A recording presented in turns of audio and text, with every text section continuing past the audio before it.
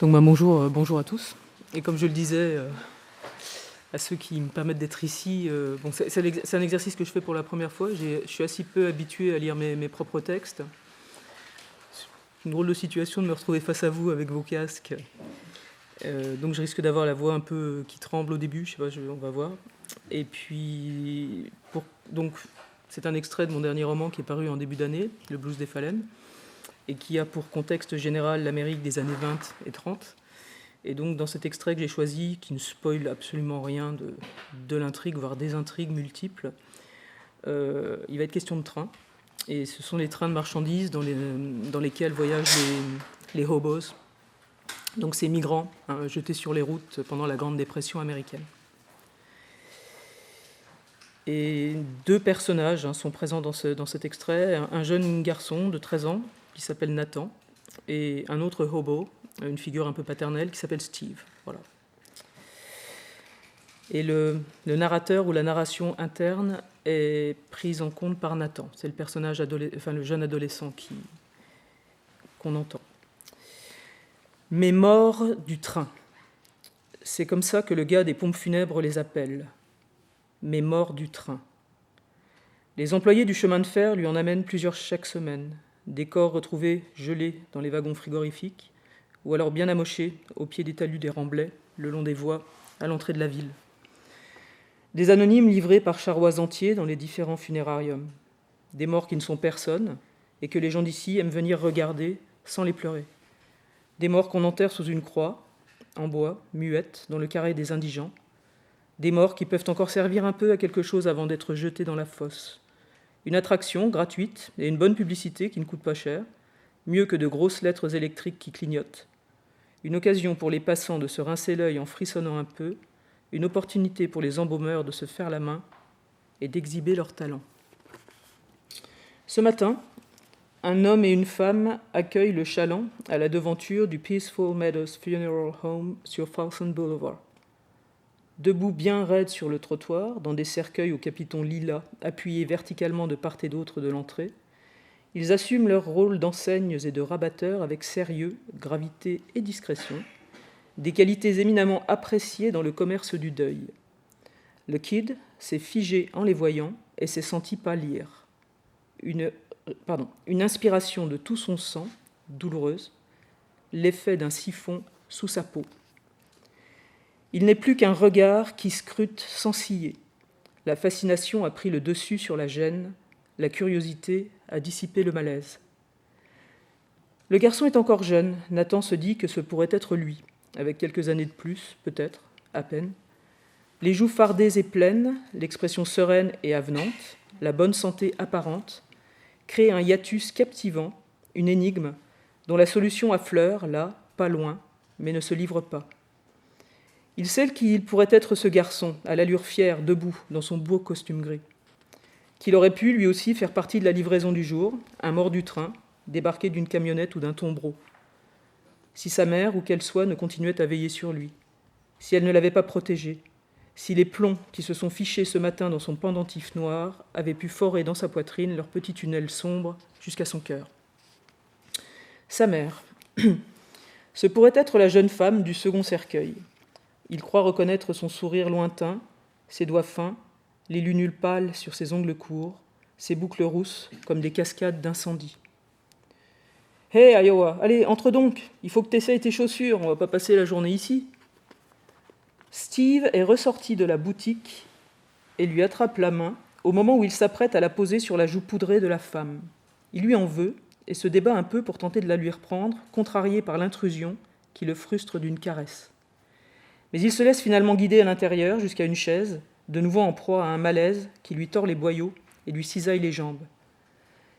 Steve s'est agenouillé et le débarrasse en tirant dessus de ses croquenots maintes fois rafistolés avec de la ficelle et des bouts de chambre à air.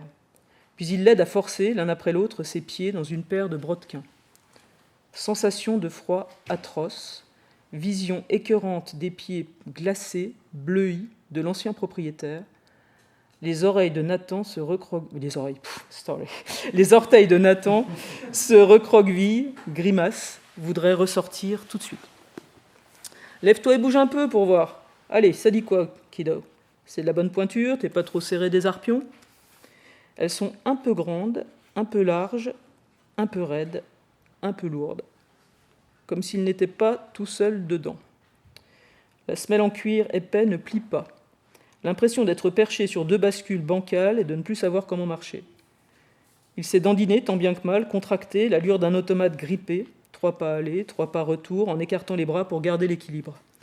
Et il a su qu'il ne les quitterait pas, qu'il ne les quitterait plus. Pas question d'essayer une autre paire ayant appartenu à un autre mort. Et après tout, elles sont chics, elles sont belles. Trop belles pour jouer les délicats et y renoncer. Il a depuis longtemps passé l'âge des caprices, et puis, là où ils sont, les morts, ils n'en ont plus besoin de leurs souliers. Cette résolution a immédiatement affermi sa démarche, et il ne les regrette pas, ces bottillons qui, toute la matinée, lui ont permis de trotter à travers la ville. Ils lui ont donné des ailes, et il a été particulièrement en veine. Les poches alourdies par des poignées de nickels, le kid déguste à la petite cuillère un café visqueux comme du miel. Il y a vidé la moitié du sucrier à facettes posé devant lui sur le comptoir, au risque de faire déborder sa tasse pourtant grosse. Comme s'il jouait avec un sablier cassé, comme si l'écoulement ne devait jamais avoir de fin, comme si la pièce de 5 cents qui lui permettait d'être assis, ici, au chaud, en consommateur légitime, et de verser dans son café autant de sucre gratuit que ça lui chante, lui avait rouvert les portes d'un monde douillet, d'un monde moelleux, dans lequel la vie peut être douce comme du sirop. Il se régale, recueilli, sans prêter la moindre attention au regard vaguement réprobateur de la serveuse. Il a fermé les yeux et se sent à cet instant au comble du bonheur, imaginant le breuvage qui nappe lentement chacune de ses cellules et l'emplit d'une chaleur soyeuse. Il vient d'arpenter la ville pendant des heures pour y dénicher tous les téléphones publics, dans les rues, les gares, les lobbies des hôtels, et passer systématiquement d'un geste vif la main dans le petit clapet qui recueille le trop payé des consommations de la menue monnaie que les gens pressés, ou distraits, ou nantis, ne prennent pas la peine de récupérer. Et il a répété plusieurs fois son circuit, d'un appareil à l'autre, porté par l'animation de la ville et grisé par l'euphorie de ses gains, dont il n'a pas encore fait le total, mais dont le poids et le cliquetis suffisent à le réjouir. Il a choisi de dépenser 2 cents pour acheter le San Francisco Chronicle et 2 de plus pour le Los Angeles Evening Herald, qu'il compte éplucher scrupuleusement dans l'espoir d'y trouver ce qui y est dit du massacre de Bakersfield. Les 2 unes sont consacrées à une dénommée Winnie Ruth Judd, dont le portrait couvre tout le centre de la page. Une femme au regard pénétrant, belle comme une actrice de cinéma, mystérieuse, inquiétante, séduisante. Les titres sensationnels imprimés en grosses lettres sur toute la largeur, la tigresse de velours et ses mâles sanglantes. Et fin de cavale pour la bouchère blonde, attise la curiosité du kid qui se promet de lire les articles. Plus tard, ce soir, à voix haute, à la bande. Ce qu'il cherche se trouve en page 2, sur toute la moitié du haut. 3 types ont été arrêtés. Roger Lazarus, Lois Kowalski, William Messina. Leurs photos anthropométriques, des visages tout cabossés, les yeux pochés, plus vraiment de traits ni de regard.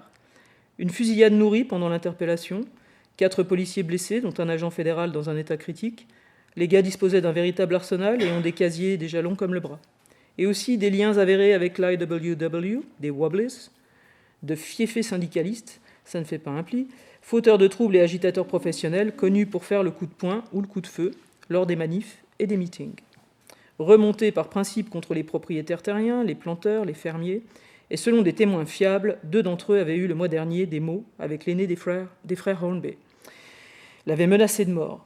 Les autorités se félicitent d'avoir pu épingler dardard les coupables de cette sordide affaire et d'avoir obtenu, prestement, les aveux de ces salopards sans foi ni loi qui, depuis hier, sont bouclés à San Quentin. L'Amérique et la Californie ne peuvent qu'espérer voir ces brutes bolcheviques se balancer au bout d'une corde dans les délais les plus brefs. La récompense de 500 $ sera répartie entre les différents informateurs qui, en concourant à la capture de ces 3 communistes notoires, ont agi en patriotes. Cette opération d'envergure, rondement menée, dans laquelle le FBI a été épaulé par la police locale et aussi par des membres de l'American Legion et des milices de vétérans, a, par ailleurs, permis de rendre la région un peu plus sûre, un peu plus saine, pour les citoyens honnêtes et respectables, en les débarrassant d'un gigantesque camp de hobos, où proliférait un ramassis de traînes misères, d'alcoolos, de voleurs et de délinquants. les habitants de Bakersfield qui subissaient cette invasion au point de ne plus se sentir chez eux peuvent désormais dormir sur leurs 2 oreilles.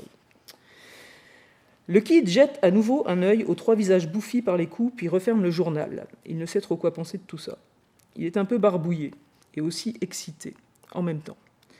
L'afflux brutal du sucre dans son corps, qui en était sevré depuis des semaines, sans doute, mais pas seulement. Il regarde le fond collant de sa tasse avec une moue écœurée, mais ne peut s'empêcher de sourire. Cette répulsion et ce contentement le saisissent, en même temps. Et il en est tout chose, une sensation de vertige qui s'accompagne d'un profond soulagement. Et pourtant, il ne devrait pas. Il se réjouit de l'arrestation de 3 innocents, ou du moins de 3 types dont il sait qu'ils n'ont pas fait le coup. Il jubile en dedans, et pourtant il ne devrait pas. La fable qu'il vient de lire, sa vérité trafiquée, réécrite comme un conte dans lequel des méchants ont ce qu'ils méritent, a quelque chose d'édifiant et de réconfortant. Tout est bidon, évidemment, mais ça l'arrange d'y croire, et ça ne devrait pas. La loi, elle fait vraiment ce qu'elle veut. Steve a raison. C'est elle qui décide, qui est respectable et qui ne l'est pas. Et c'est encore elle qui s'arrange pour bricoler des histoires faciles à comprendre, dans lesquelles les bons ont forcément le dessus. Parce qu'il ne faudrait pas qu'on croie que le monde est sans dessus-dessous. Ce serait très inquiétant. Alors peu importe ce qui s'est réellement passé à Bakersfield, les détails et les explications, ça complique tout inutilement. Il faut faire simple. Les protagonistes, on s'en fiche. Ceux-là ou d'autres, c'est bien pareil. Ceux-là, on les a sous la main, c'est pratique. Alors ils feront l'affaire. Et puis on est pressé. La loi a toujours plein de chats à fouetter partout.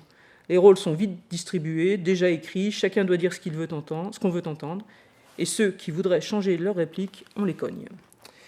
Il n'y a qu'à suivre la musique, la même ritournelle, sans fausses notes, celle qu'on nous chante depuis toujours et qui ne supporte pas les improvisations ni les variations, l'éternel récit de la lutte du bien contre le mal, parce que si on ne nous serinait pas cette même berceuse depuis la nuit des temps, sans doute qu'on s'étriperait tous, à tort et à travers, sans entrave, sans scrupule, sans raison. On ne pourrait se fier à rien, ni compter sur personne. Le monde serait effrayant, invivable, partout des marécages et des sables mouvants. Probablement qu'on ne serait jamais sorti de l'âge de pierre, on se serait tous mangés les uns les autres, et il aurait peut-être mieux fallu, après tout, que ça s'arrête là, dès le début, on se serait épargné la suite. Voilà. Donc j'ai décidé de m'arrêter là. Merci à vous.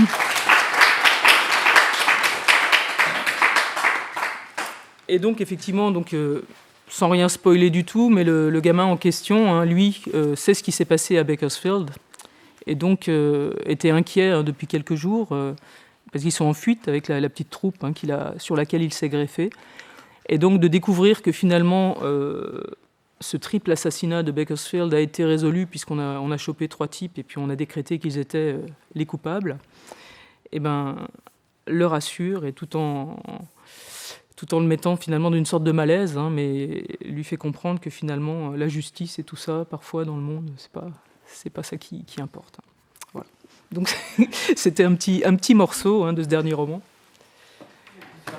Et je vous remercie d'être venu, merci.